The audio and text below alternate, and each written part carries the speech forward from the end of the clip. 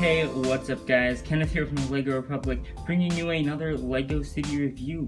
Today we'll be reviewing the 60141 LEGO City Police Station. So this should be a very fun review. I do like this set a lot. If you do like the video, make sure to drop a like and subscribe if you are new to the channel. I do appreciate it. Let's start with the minifigures as always. You get a grand total of 7 minifigures in this set, 8 if you include this amazing dog right here. This is a standard dog, there's nothing special about him. I do have 4 of him at this point, 2 from LEGO Castle and 2 from LEGO City Police. And I love this dog, it's nice to have a lot of them. So that is just the dog, but yes, there are 8 minifigures if you include the dog. Next up we have the motorcycle driver, and he looks pretty good with that standard police torso with the tie there, and it is the light blue color, which is nice. You see a bit of scrapes on his face, potentially from a motorcycle crash at some point. This dude looks really good. If you take off his helmet, you will see that he does not have a back face like most LEGO City people, but he does have that back print that is so unique to all LEGO City Police. Next up we have this policewoman, and LEGO does not give names to their LEGO City people, so there's no names for these people. I'm just gonna call this lady the policewoman, and she does drive the police car that is in the set. And her hairpiece, helmet piece, whatever you want to call it, dual molded, it looks amazing. So you have this kind of regular looking torso piece. She's got some hand cuts there, nothing fancy. I do love the sunglasses, but where this figure shines is this hairpiece right here. Dual molded hair and helmet. It is amazing. If we turn her around, you'll see that she does not have a back face, which is a little unfortunate because you could easily put a back face there and no one would see it. But I mean, that hairpiece is just amazing. Next up is a police chief, and I assume he's the police chief. But he does have a nice walkie-talkie there, regular torso print, we saw it earlier, a nice face, I will add, and then the standard helmet piece, which looks very nice. If we turn him around, you will not see a back face because his helmet wouldn't be able to cover it anyway, so that's fine. And then you see the standard police torso on the back. Really nice figure overall. And then we have this Policewoman Pilot, and she drives the helicopter in the set. So you have one person to drive the motorcycle, one person to drive the helicopter, and one person to drive the car. She looks really good. She has a police pilot's uniform, which is just a standard uniform, nothing special. Although this figure is a repeat, she's also in the high-speed chase, and she's the driver for that helicopter. So a little unfortunate that we get a double person here, but not the end of the world. I guess she still works and does her job fine. And there's no back face on her or anything along those lines. We have the first robber here, and the first thing I have to say is his face is a complete copy from the 2013 Castle line, where they have totally copied the face from the Knight, the White Knight there. That's a bit unfortunate because the White Knight is one of the greatest people in LEGO Castle, one of the really good heroes, and then they just put the hero's face on this criminal, which is kind of weird to me, but I mean, it works for the criminal. I've always thought the face was a little weird on the Castle Knight, but this criminal does have overalls on top of the regular standard, plaid shirt, I guess, like this guy has. He has overalls on top, which is kind of nice. You see him carrying dynamite, and then of course no back face because obviously you would be able to see the back face, and then you do have those overalls on the back. I really like this figure. The Inmate here looks pretty good, although I will say it's another LEGO Castle face repeat. They just printed some sweat droplets on his face, which look really good, by the way. Kind of wish they'd put those on the LEGO Castle guy, honestly. But they're pretty the same with the face there. Unfortunately, the color of his skin on his torso is not the same as the color of his skin on his head. I don't know why LEGO's not consistent. I don't care what color they print the person in, just make sure it's consistent, and LEGO is not consistent. You see it's clearly like a tan brownish color of his skin right there on the torso, and then a yellow color of his skin on his face, so I don't know what's up with that, but you do have hip printing. It goes all the way down, very nice. You see his number 86753, which is kind of cool. It gives him a little detail on the back. No back face because Obviously you'd be able to see it, like I said before. I'm just gonna stop saying that now. But then that nice back print. And this final figure here, the female robber, yet another repeat, unfortunately, from the truck, the mobile command center of the same wave. That's a bit unfortunate, but I guess it's just kind of how it goes. I don't know why LEGO can't make unique police and robber figures for every LEGO set, but they keep wanting to, you know, use faces from Castle and use the same minifigures in a bunch of different sets. It's really unfortunate, but I do have to say she is a pretty good looking figure. See the black legs and the torso print. The print on her neck area is way better matching to her face than on the previous robbers that I had talked about, so that's very nice to see. If we turn her around, you'll see that back print, and then of course no face because it's LEGO City and they don't do any back face. So but really nice hairpiece overall, nice figure. I'm just really sad that they used her twice. Starting with the builds, you have this car, which you can apply the wrench that the female robber was carrying to the side. It kind of fits on there like that. You can open the top here, and it is not the best opening. If you want to get the figure in, you have to take off this little piece as well, which is not supposed to be it, but the female robber, who is the getaway driver, at least in the box art, her hair will not fit in unless you take that piece that I talked about off.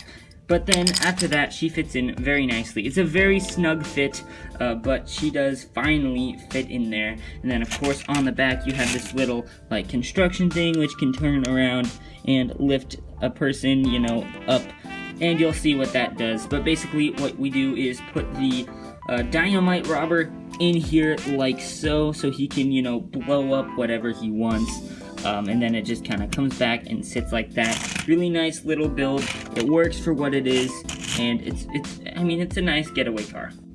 The next vehicle is the motorcycle, and there is no official place for this vehicle to park. I kind of just throw him on the side of the police station over here next to the garage, but that's not an official thing to do. But that's just a really nice motorcycle, and I enjoy it.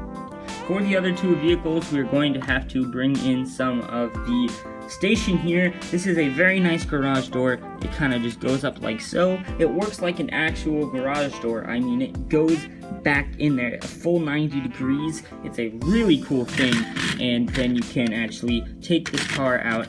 But there is a lever in the back that will allow you to shoot the car out, and it goes pretty far, especially on a solid surface like this. But once you have the car out, then you can open the top here and look inside. There's nothing too fancy, but you do have a bit of storage space back here, although if you go too crazy with your playing, it won't actually work. But you can take your policewoman here, who is shown on the box art. She'll be driving the car, sit her in there. It works pretty good. Fit the handcuff weapon in the back in the storage space. Put this back on. It's a really nice car. I gotta say, I have two police cars, and this one is probably my favorite, just because it's slightly longer, looks more like actual police cars, so I really like that police car. This police station is able to split into 3 parts, so we're going to do that right now. You can split off this part over here with the garage, and you can also split off the jail, so that's pretty nice. We're going to take a look at all of these right now, just because the camera can't focus on all of them at one time. So what we'll start with here is the garage, and we already kind of went over this, but basically the garage can just come up like this, and it goes back in there. It's a really tight fit with the car, but it works, right? It just goes back in there, and I know you can't see it, but like it's back in there, and then you grab it and pull it down. It's such an amazing thing. Like, I just love this garage so much. On the side, you do have places to put there's a walkie-talkie there. Sorry, it's not there right now. Then you have one of these megaphones, and of course a pair of handcuffs. In the back, you have this thing that, you know, shoves the car out when it's open, and then you do have some lights on the top, and then that little bit up top as well, so you can take a figure and, you know, stand them anywhere over here. I don't know, I feel like they kind of wasted this space in here. There's nothing too fancy. There's not a place for you to put. I mean, obviously you could put people in there, but there's not like a physical way to get in there. There's no reason to go in there. It's just Technic bits to help with this, and that's kind of annoying. I feel like they could have used that space more efficiently. But now we'll jump up top. You see this has a little bit of radar, a dish there, and then you have the stairs, of course, which your dude can, walk up the stairs there, open the door, go into this little bit right here, which has a nice printed computer, and there's a lot of those printed computer pieces. I did get a misprint on one of them, which is unfortunate, but that one looks pretty good. And then you can sit your dude in the chair if you wanted to. Next up, we'll talk about the actual police, I want to say living quarters, even though they don't actually live there. We're gonna take the helicopter off so it doesn't, die when I try to move it. So right here is where the robbers' jail cell would connect to, and it has this really nice sticker that says welcome home. I think that is just hilarious. But if we look in there, you will see that there is a little stand for people who do come in the door, to say their problems. Over here, we do have this little spot to line up a figure so that they can take their picture and measure them, do all the police criminal stuff, and there is a little camera here for doing just that, and that is pretty nice. Then you have the computer piece. That is not the misprint, but you can fit your person in the seat to take the picture as well, and the dog in there just to have fun. If we move up, there is a second story, and it looks pretty decent. You have another computer piece. They're basically all the same build. So you have another desk for someone. Then you have a cool water jug over here. I think this is very accurate to what most work water jugs look like in the workplace nowadays. So I think that is pretty accurate. But do what you want with that. Over here, this time it's a coffee machine and another computer. That is the misprint there. It flipped it horizontal instead of vertical like all of the others. I don't know if that was on purpose, but I feel like it's a misprint. And then just another one of those. But nice places to put everything. And then of course you have the helipad up top. And then I forgot to mention that there is a door on the second floor which will open up and allow your policemen access down here, and this leads to the garage, which is right here when it's all connected up. Also, you have this little area under here for another police car if you do have another one. I do have another one, so that you can, park a police car in here. Even though that's not a parking garage, you can pretend it is, and I do appreciate that. And the final bit here, of course, is the robbers area. So you'll see 2 identical floors instead of 3, plus a little intermediate floor. So that's kind of different from the rest of the building, which is 3 stories. This is only 2. There is a trap door up here in the top, which is different from the bottom. And then you can, put a figure up through there. It's kind of hard. I believe it's more to drop a figure through it than it is to put a figure up there. Not really the best use of space in my opinion, but I mean it is a use of space there. It's kind of hard to get your fingers all the way in here, especially on the bottom floor, but on the top they have a good thing for that. So on the bottom you'll see a toilet in the back here, lots of bars, and then a bed here for you to lay your robber. On the second floor you have the same thing, except this bed is kind of like Yoda's bed, and you can put something in this little spot right here. There is nothing that you can put there, but if you wanted you could put like a wrench or something. It does fit in there, and I will give you a visual currently. There you go, you can see it. And then there's also a toilet in there. They're really nice toilet designs, I gotta say. I love the toilet design, they're really funny. You can fit a dude onto the toilet. They don't sit there, but you use gravity and they work, right? So that's kind of cool that you're able to do that. If you flip it around though, this has a really cool feature where you're able to pop the wall out. And you can do this by hand like I just did. Oh, actually, I do want to talk about that sticker right there. It's a very nice sticker. Very detailed plan on how to escape, and I do like this. Lots of these Lego City big sets have ways to, explode the walls, and boom, there's your way to explode the wall.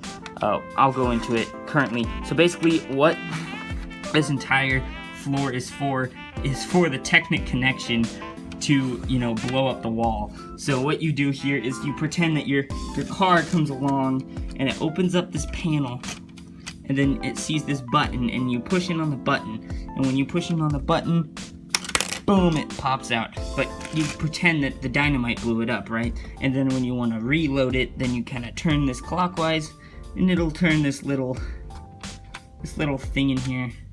It'll turn it, so that's what pops it out. It's pretty nice. Then you can have this go up, grab the robber, and then they can escape. Then you can use your mobile command center to go track and hunt them down, along with all of these vehicles that you get in the set. So that's pretty cool.